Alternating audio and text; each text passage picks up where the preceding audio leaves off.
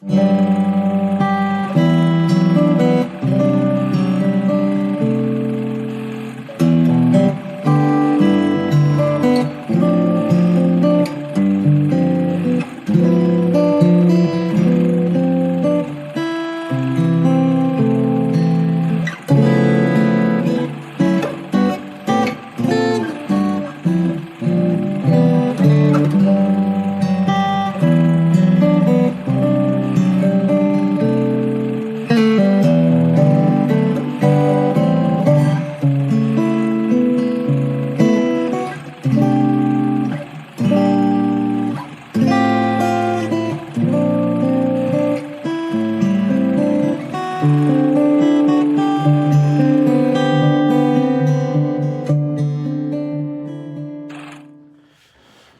morning, everyone.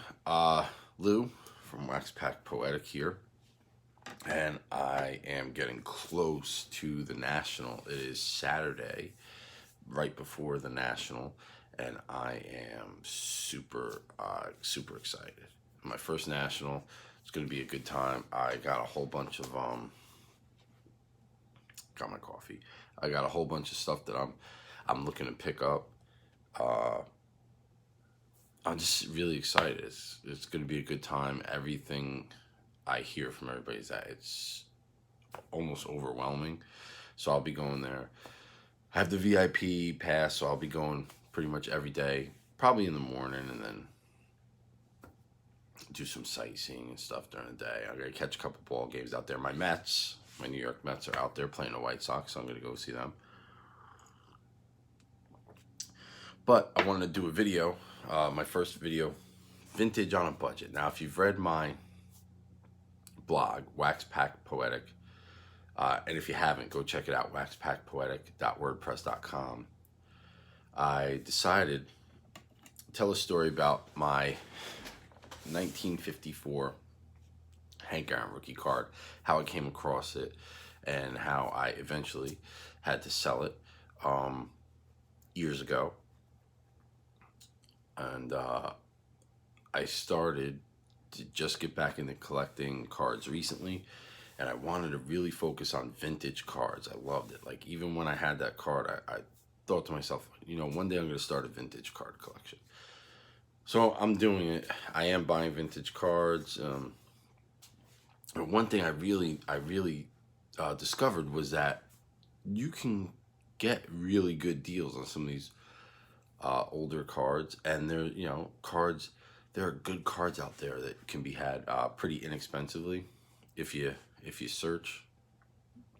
So I decided to start a vintage on a budget card collection, and I'm going to show you my first couple pickups here. Now, the rules that I put in place for myself was 1965 or earlier. I had a budget of $100. Which for some of those earlier cards is not a lot.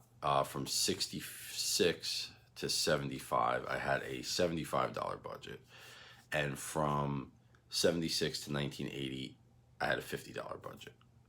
So I picked up some really good cards. I'm going to show them off now. This first one comes from it might be my favorite top set of all time. It's 1965. It's graded. I bought it graded. I won a auction on eBay. It's graded by SGC. And I won this auction at $54. It is let me watch out for that glare. I got some glare here. 1965 Topps Joe Morgan rookie card. It's a collector's grade 5.5, but it looks really clean if you can see the card there without the glare. It's a little off center on the back, but it's a really clean looking card. It definitely doesn't look like a 5.5, but $54. It was a great card, and this is one set that I'm gonna try to build a 65 set eventually. It's my favorite card set, and this is just a a key rookie card from that set. It's also, um, I am going to get this regraded through PSA eventually, maybe soon, because it's part of the Mike Payne's 300 card, 300 great cards of the 20th century set. That I'm going to try to, that I'm starting to do, which is a monstrous undertaking, but I heard about it. I looked on the PSA set registry and I bought the book. The book's awesome. If you and you can have it cheap. I bought it used on eBay, I think for $4. It's great. So that's the first card. The second card I picked up at a card show. This is another card that cost me $40. And I don't really know what to say about this card other than it's amazing. It's not graded. Um, and for those of you that didn't read my blog post, I am going to try to buy mostly graded cards. Um, I'm not limiting myself, obviously, on my budget. I'm going to try to find lower graded cards that have good eye appeal, that present higher, maybe have one minor flaw. I have a example of that that I'll show in a minute. But this one is just, it's a phenomenal card. Now, my dad's favorite baseball card set was a 1962 Topps. He completed it, threw it out when he went to the military, and then in 87, when 87 came out, the Topps came out in 87 with the wood grain borders, much like the 62 Topps cards. My dad was drawn to it, went back to collecting, and prior to that, I had been buying packs here and there, but that was when I really, really got into it, thanks to my dad. And speaking of my dad, this has my dad's favorite all-time player, the card on it, as well as the player that my father said was the greatest player he had ever seen play. And this is a 1962 Topps Manager's Dream card with Mickey Mantle, Mickey Mantle and Willie Mays. And so $40 at a local card show. I couldn't pass it up. It's another card I have to get graded through PSA on that 300 great cards by Mike Payne. But I just couldn't pass it up, and it was it's an amazing card. I mean, just to have those two guys on the same baseball card, it's amazing. Now, I grew up in New Jersey. My father and the rest of my family, grandparents and stuff, they were all from New York City. So one other thing I am collecting is vintage, 1957 or earlier, Brooklyn Dodgers and New York Giants. They were the precursor to my Mets, and they are the, I'm working on the 57 teams right now. Those are the last teams that played in New York before they moved to California. My one grandfather was a Dodgers fan. My other grandfather was a Giants fan. And of course, my dad grew up in the Bronx, so he became a Yankee fan. And somehow I became the only Mets fan in the entire family. Because I don't know. But whatever. Okay, so we're going to move on. Now, this next was actually a 4-card lot. And I was looking for one card on eBay, one specific card, and I ran into a 4-card lot that contained this card at an amazing price. Now, this purchase was my whole budget. It was $99.99. But this was the card that I was looking for. It is a 1952 Topps Duke Snider. And this is a VG3. It's a little off center and the corners are worn, but it otherwise it's in pretty decent shape. I saw a lot of these in much worse condition go for a lot more. So basically, it was a 4-card lot that I bought. that cost $100. So it's basically, I got this card for $25, and there were 3 other cards in here that were pretty cool. This is so in the other 3 cards are this 52 Topps Roy McMillan rookie card. So that's always cool. Right here, he's with the Reds. This is a VG3, another VG3 SGC that looks very very good shape. I gotta be honest, like, I really like the SGC black gaskets that they have in these. That glare, there we go. And I really love the PSA set registry. I wish if SGC, with their prices, their turnaround times, and the really nice look of their slabs, if they had a registry close to that, I probably would start using that. This is another one. Now this is a 2.5. There's a scratch on the case, but there's a 52 Ed Fitzgerald.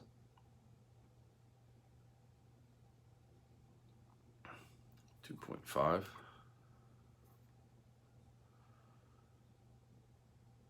Okay, it's not in bad shape. I mean, when going for cards in lower grade, I really care mostly about centering. I don't mind too much wear on the edges and corners. I don't want creases or rips really, but old cards are supposed to be worn on the edges and corners a little bit. It gives them charm to me. And here was the card that put it over the edge, because I thought this was another really cool card to get the Snyder and this card for only $100 was pretty cool to me. And this is another Hall of Famer, graded at a VG3. And that is Cardinals Enos Slaughter, 52 Topps.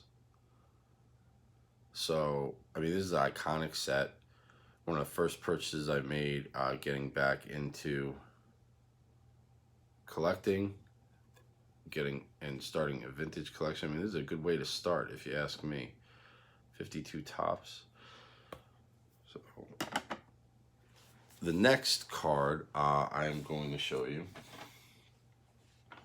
is, this was another player. This is a very cool card to me.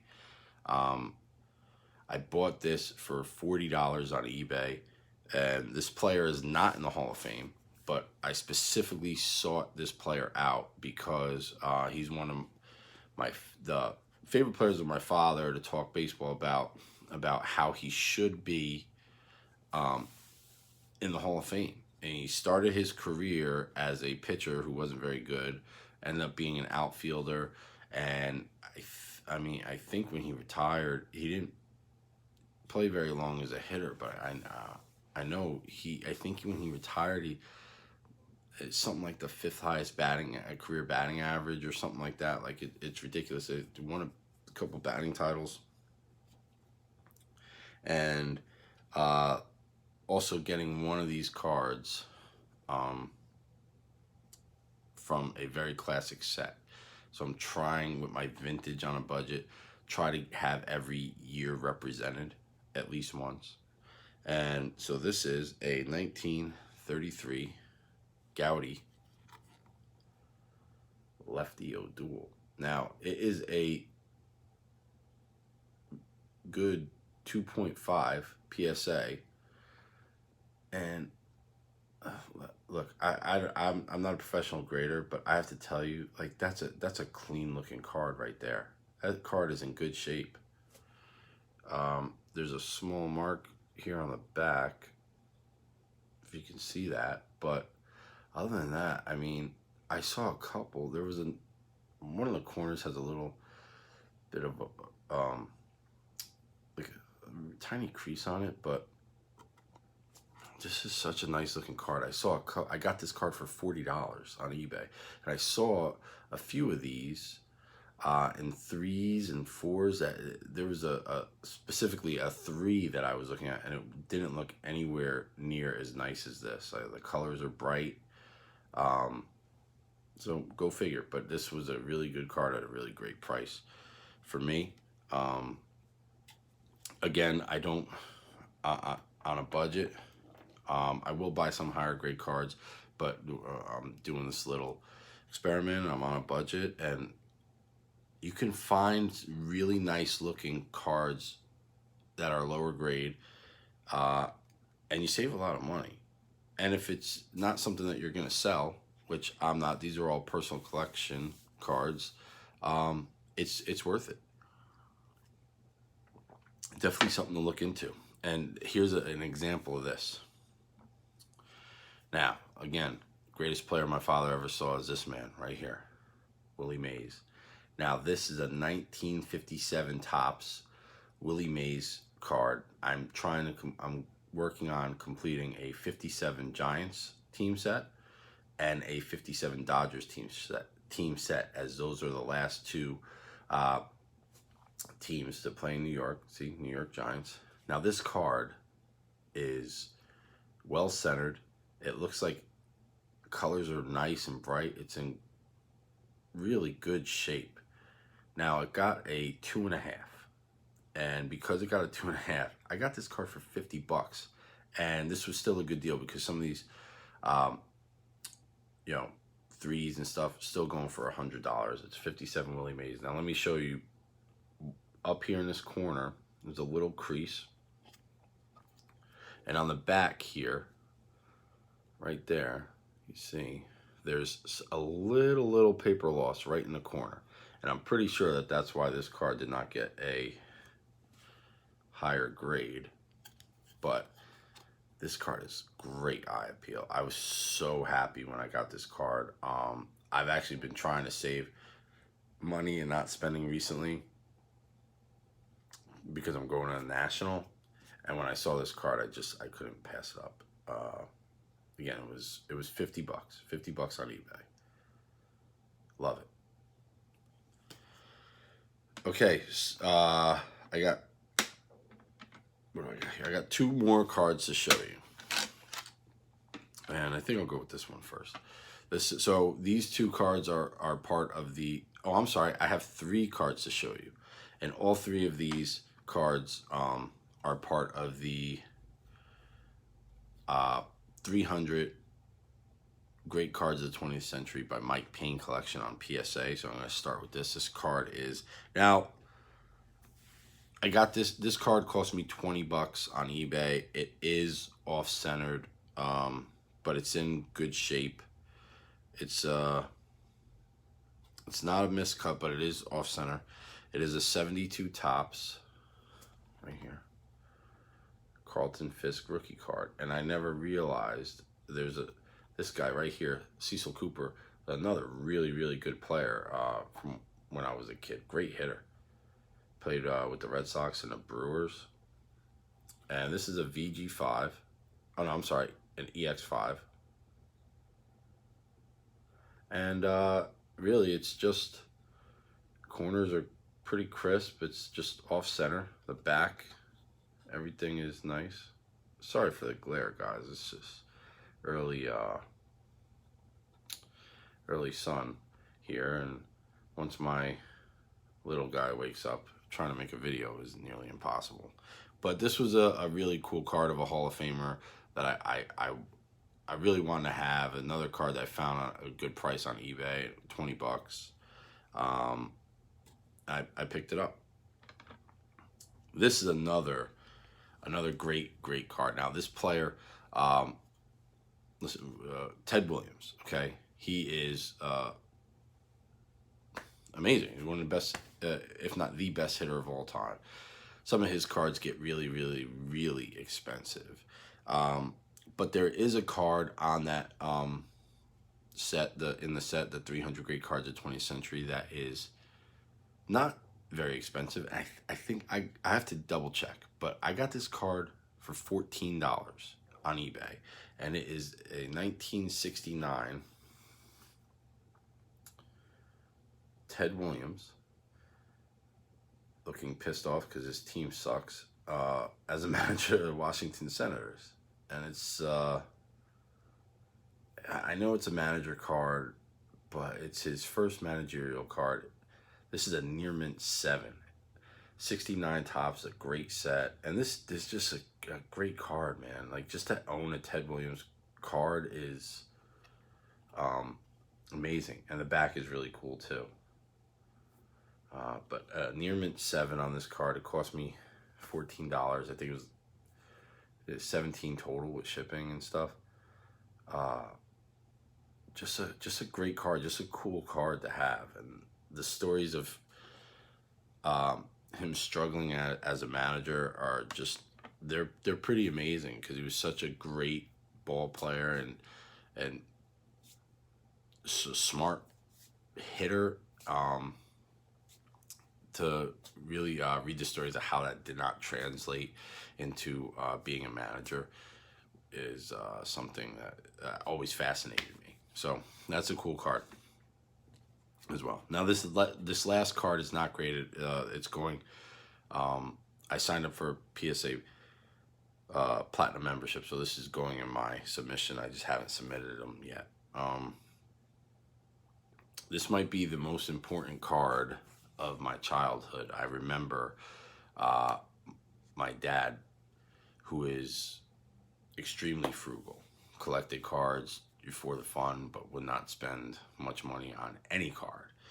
And his favorite player growing up was Mickey Mantle. And I specifically remember he still, to this day, has one Mickey Mantle card.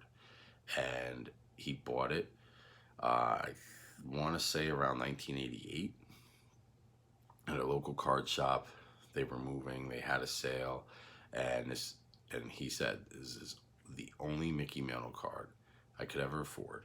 And I think in the 80s he paid $25 for it, which was probably my dad's limit on spending money on a single baseball card.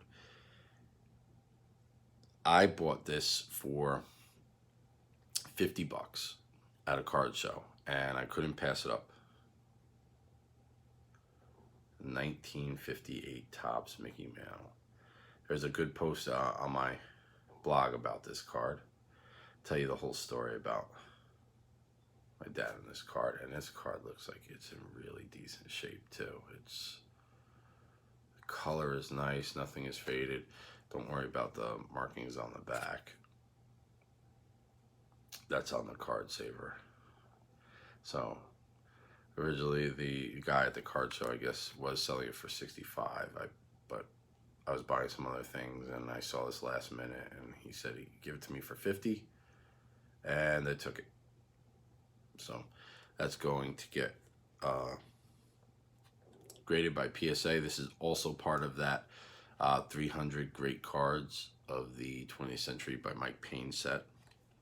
And it's just a really, really, it's a little off center. It's in decent shape. It's just a really, really cool card. It's a beautiful looking card. And it's just a really personally important card to me. It reminded me of the days collecting with my dad when I was young. And I started collecting again, and I decided I was going to start collecting vintage cards. This was the card that I was going to make sure that I got. I'm very happy I got it early, and I got it for a good price. So, I know I'm kind of new getting back into this, but collectors, I always find that I have the most fun. I collect what I like, and what means, what's special to me. You want to invest, or be an investor, be a rookie prospector or whatever. That's cool, but to me, always the monetary value of the card is always an added bonus. I really like buying things just because they're cool, or I like them, or they hold a special meaning to me, and this card definitely does that. Even though I'm a Mets fan, who doesn't like Mickey Mantle, right? So that's it for this week. Thanks for watching, and I have made a couple other purchases. I'll be showing them in subsequent videos and writing about them on my blog. Again, if you haven't checked out my blog, it's www.waxpackpoetic.wordpress.com. Also, if you're into comedy, I have a podcast called The Lou Capetta Show with Jeff Fenner. We don't really talk cards. We do talk sports from time to time, and we just shoot the shit and have a lot of laughs. So if you're into podcasts, maybe check that out too. I'd appreciate it. And again, everybody, happy Saturday morning, and can't wait till the National. Thanks for watching. Peace.